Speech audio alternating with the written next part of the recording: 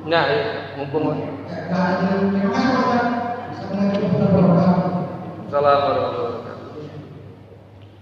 Yang pertama, sholat itu adalah bagian daripada syariat agama. Kemarin kita jelaskan sholat tiangnya agama, pokoknya agama. Karena itu aturan-aturan mengenai sholat harus mengikuti aturan-aturan yang telah jelas di dalam agama ini, syariat ini. Nah, siapa yang berhak untuk mengatur itu? Ya kan? Yang berhak untuk mengatur sholat itu ya adalah Rasulullah melalui sunnahnya. Tetapi ternyata tidak cukup mengikuti Rasulullah, kemudian para ulama mengkajinya, kemudian menjadi aturan yang terperinci. Jadilah seperti ini. Nah, terus belakangan ada persoalan, misalkan tentang fadilah berjamaah itu kalau rapat barisan. Ternyata karena ada pandemi corona, maka sholat berjamaah tidak perlu berrapat-rapat barisannya, tapi cukup dengan jaga jarak. Tentu satu keadaan bisa merubah satu hukum, sebab ada kaidah taghayyurul ahkam bi taghayyuril amkinah wal azminah. Berubahnya satu hukum karena waktu dan tempat. Bisa jadi itu. Atau ada kaidah yang lain juga. Misalkan kalau sering diungkapkan oleh MUI itu adalah darul mafasid khairun atau muqaddamun ala jalbil masalih, atau daf'ul mafasid muqaddamun ala jalbil masalih. Itu ayat daf'ul sama. Menolak kemafsadatan harus lebih diutamakan dibanding kemaslahatan. Menolak kemafsadatan artinya potensi tertular virus itu harus diutamakan dibanding mendapatkan pahala fadilah berapat-rapat barisan. Jadi menolak kemafsadatan itu, tertular itu harus diutamakan dibanding mendapatkan pahala fadilah tadi. Nah, itu dasar daripada fatwa itu. Sepengetahuan saya begitu. Nah, karena itu bagaimana, apakah sholat berjamaahnya tetap sah? Sah. Karena tadi waktu yang ditentukannya ini adalah bukan waktu dalam keadaan normal, tapi waktu dalam keadaan pandemi. Sehingga fikih itu berkembang. Ya, namanya fikih dalam keadaan normal dengan fikih dalam keadaan apa yang tidak normal, maka itu menjadi berbeda. Contoh lagi, ada kaidah ad-daruratu tubihul mahzurat. Ya, keadaan yang berbahaya, yang darurat, yang sempit atau yang darurat, itu membolehkan hal-hal yang dilarang. Seperti kita di hutan, tak ada lagi makanan, tapi kemudian kita dapati daripada kita mati, kemudian kita makan yang haram. Misalkan di hutan teh ayana orai, benang orai, ayana segala, benang segala, ayana celeng, benang celeng. Makan, tapi hanya secukupnya saja. Itu menunjukkan bahwa fikih berkembang dan berubah hukumnya ketika ada keadaan yang berbeda. Jadi boleh. Jadi kembali lagi ke frame pemikirannya tadi itu, sah kita melaksanakan sholat berjamaah seperti tadi dengan jaga jarak itu, dan kalaupun tidak mau mengikuti itu juga sah. Ya, karena mungkin pendapatnya tidak mengikuti kaidah yang tadi. Jadi kedua-duanya sah. Nah, menjadi pilihan. Nah, jadi henteu hitam putih fikih mah, ieu sah eta teh sah henteu. Ieu sah, ieu sah, ieu sah. Mau pilih yang mana? Di masjid dia pakai jaga jarak, di masjid Batu Jaya dia pakai jaga jarak, yang mana enggak? Itu jadi pilihan.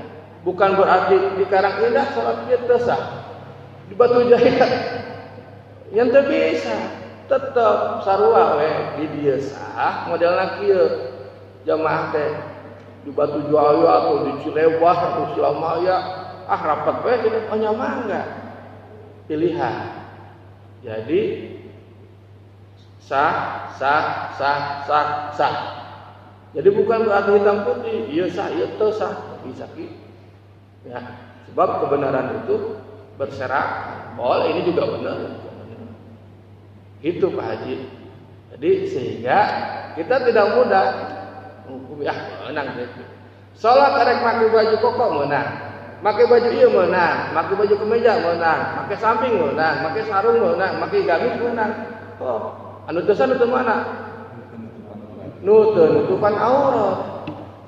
Itu jelas. Jadi pilihan semuanya sah.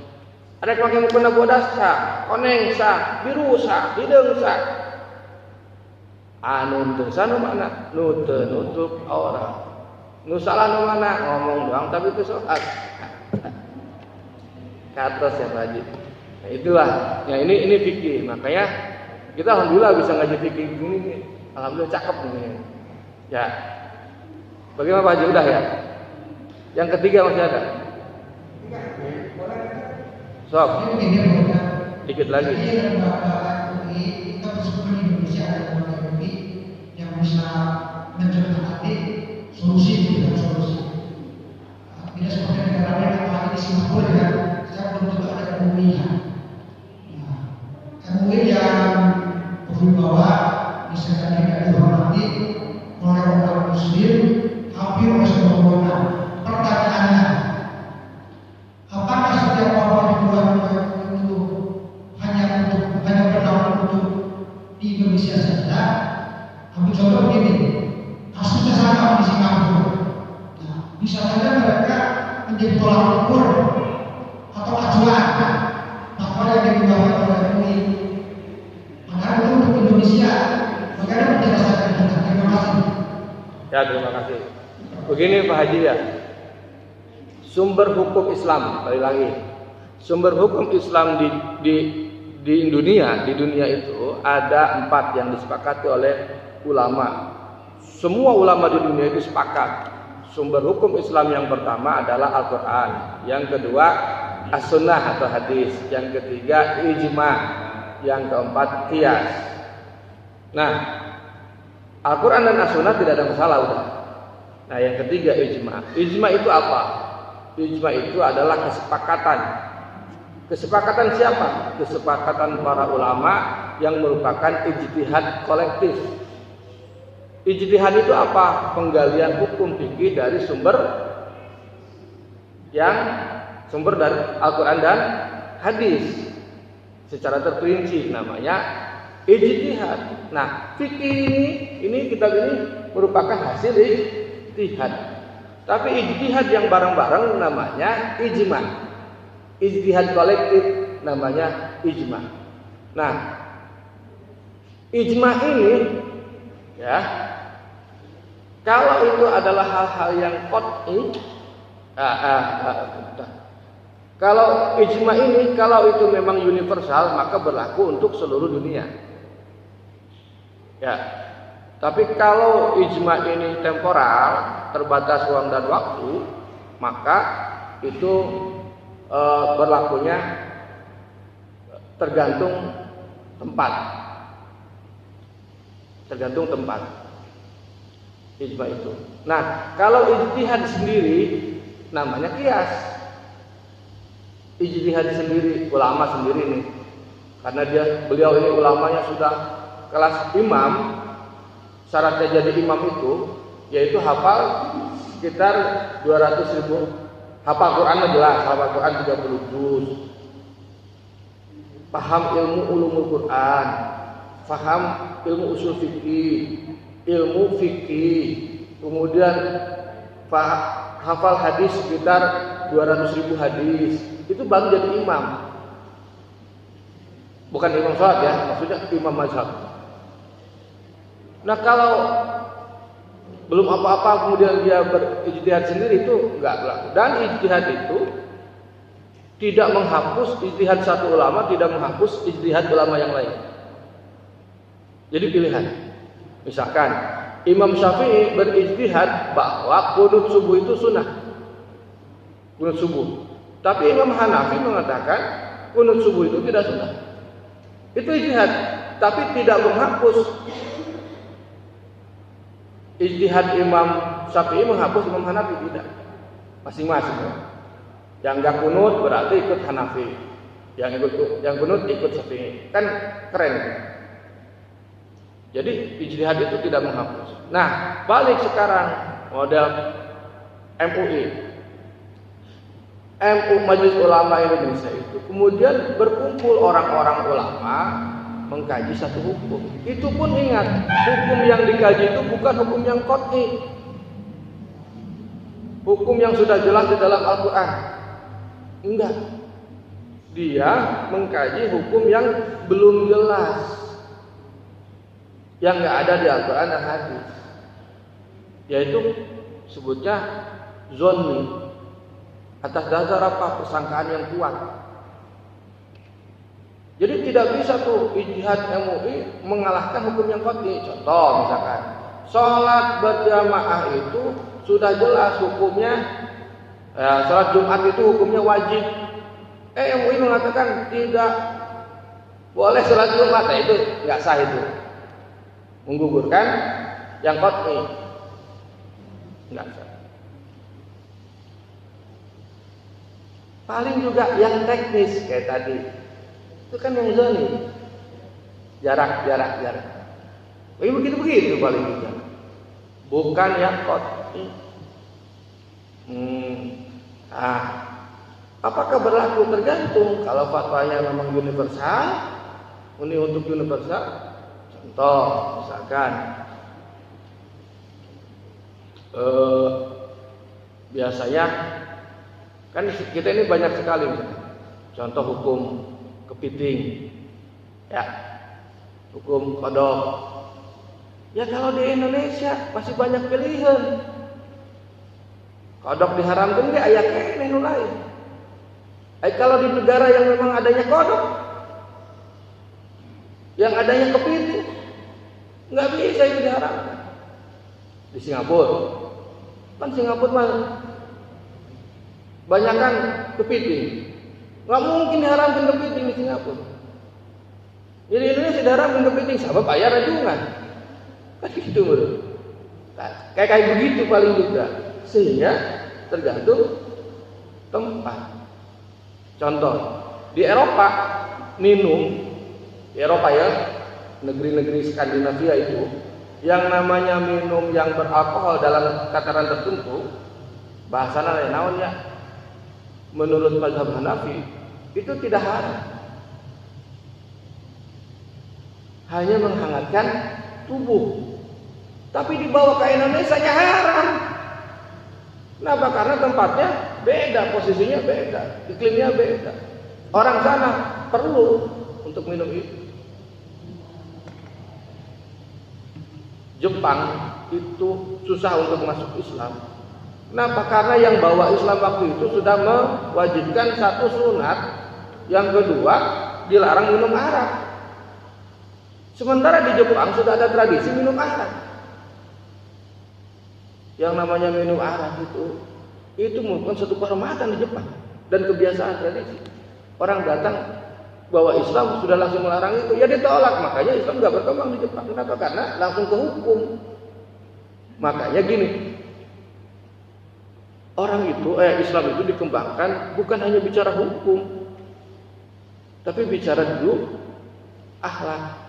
Nah, kemudian kadang-kadang Kanjeng Nabi juga nggak langsung nyeritain yang sebenarnya. Kanjeng Nabi itu nggak langsung nyeritain mengharamkan itu, enggak.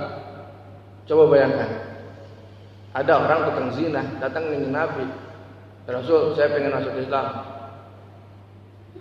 Tapi saya suka pengzina, gimana? Udah nggak apa-apa. Yang penting kamu masuk Islam, saya minta kamu jujur.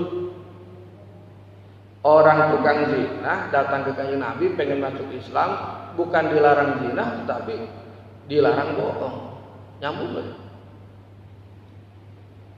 Tapi apakah berarti zina boleh? Enggak, tetap haram. Tapi enggak diungkapkan waktu itu. Sehingga ada juga besoknya orang suka mabok datang ke kanjeng Nabi. Ya Rasul, saya mau masuk Islam, tapi saya nggak bisa ninggalin mabok. Iya nggak apa-apa. Kamu masuk Islam aja dulu. Sudah gitu, kamu jangan bohong sama saya. Orang suka mabok boleh masuk Islam, tidak dilarang mabok, cuma dilarang bohong. Apa pengaruhnya juga? Kebiasaan dia tidak langsung divonis. Ya, yang penting Islam masuk dulu. Kalau udah masuk mah hatinya bener. Besok mau ketemu kanjeng Nabi. Masa iya saya masih mabok? Besok mau ketemu kanjeng Nabi. Masa iya saya harus zina malam ini? Dengan sendirinya dia akan menyadari bahwa hal itu salah dan akan ditinggalkan. Itulah caranya kanjeng Nabi. Mantap, berkembanglah Islam besar. Nah, gitu. Jadi tidak berbicara hukum itu. Nah, bicara hukum itu ketika sudah masuk nih di masjid nih, orang udah pada bener nih, baru nih bicara hukum. Saya kira itu Pak ya. Ya paham ya, logikanya lah paham. Jadi fatwa itu satu memang tidak mengikat, yang kedua bisa jadi ada fatwa yang tidak perlu universal, temporal, dan ada memang yang universal. Saya kira itu. Terima kasih, mudah-mudahan ada manfaatnya.